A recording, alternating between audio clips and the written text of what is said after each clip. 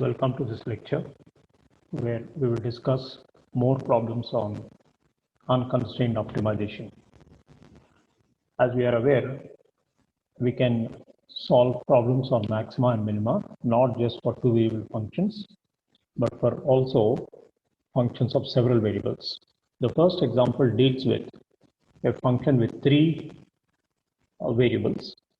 So the function given is f of x, y, z is equal to x squared plus y squared plus 7z squared minus xy minus 3yz. So we are aware of the procedure. First, find out the partial derivatives of f with respect to x, y, and z, and then solve them simultaneously to get the critical points. In this case, we have only one critical point 0, 0, 0, and we also build the Hessian matrix, which is a constant matrix. And now let us study the behavior of the function by looking at the principal minor determinants in the Hessian matrix. D1 is the first element, that is A11 element, which is 2, that's positive. D2 is the principal minor determinant 2 minus 1 minus 1 2, and its determinant is also positive. Then finally H itself has got a determinant 24, which is also positive.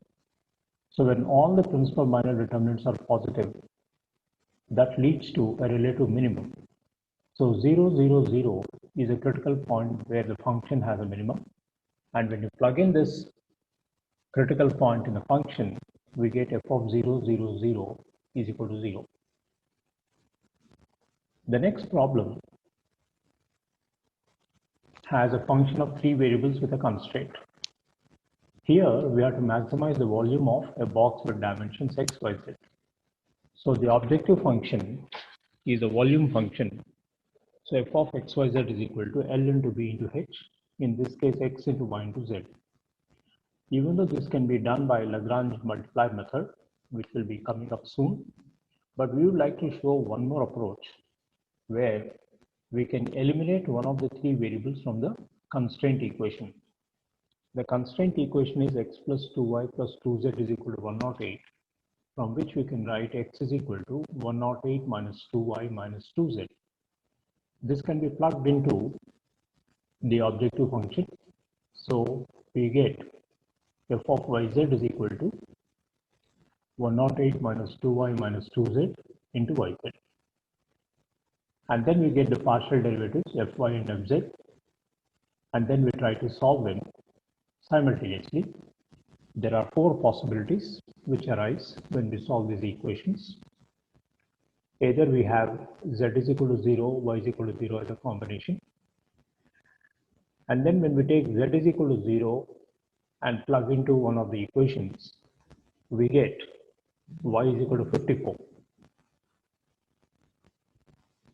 And then we have a third possibility where when z is 54, y is equal to 0, and the last possibility produces a point 18, 18. So what is very important is to solve the equations fy is equal to 0, fz is equal to 0 for all possible solutions. So we have four critical points 0, 0, 0, 54, 54, 0, and 18, 18. Now, if you plug in 0, 0, 0, 54, 54, 0 into the Hessian matrix and then look at the principal minor determinants, all of them appear to be saddle points. Whereas when we take 18, 18, then we find that the Hessian matrix is negative definite.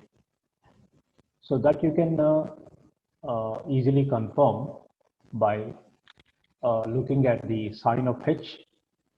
A determinant H is positive, whereas Fyy is a negative quantity. That means the first principal minor determinant is negative, whereas the Hessian matrix is positive.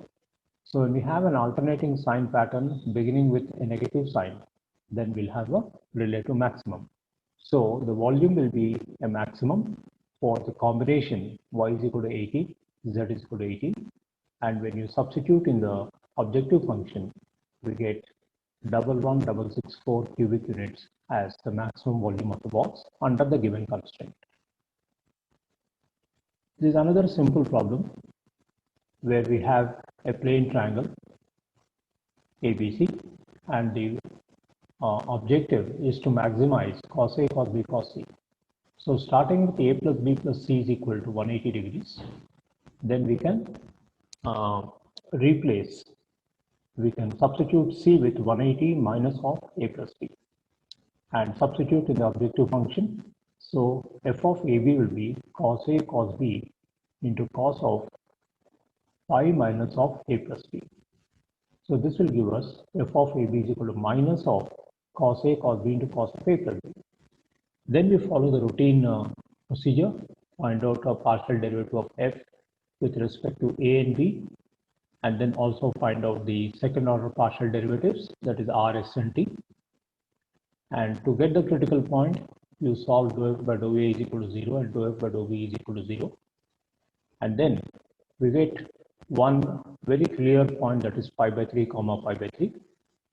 And we can also check the first principal minor d1 will be negative and determinant of h will be positive, clearly indicating that there is a relative maximum at pi by 3 comma pi by 3.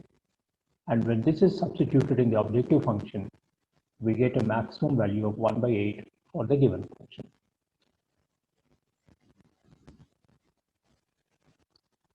The next problem is again a straightforward one. It's a function of two variables, f of xy is equal to x cube plus y cube minus 3axy.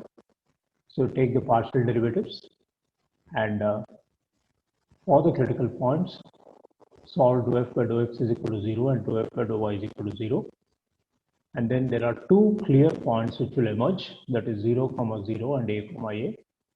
And you can see in this table, we have computed R, S, and T, as well as the determinant of h. And you will find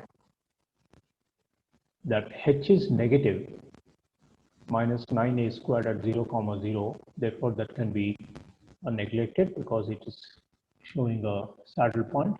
Whereas at a, h is 27a squared.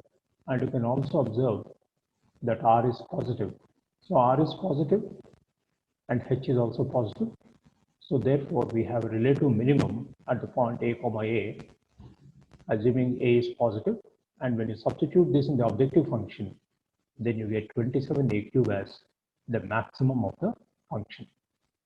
So even if there are constraints, you can convert the objective function into a function without constraints with lesser number of variables and apply the Hessian theory to decide the relative maximum or minimum. So in the next lecture, we will see that we can continue with the constraints and still solve the problem by a new technique called the Lagrange multiplier method.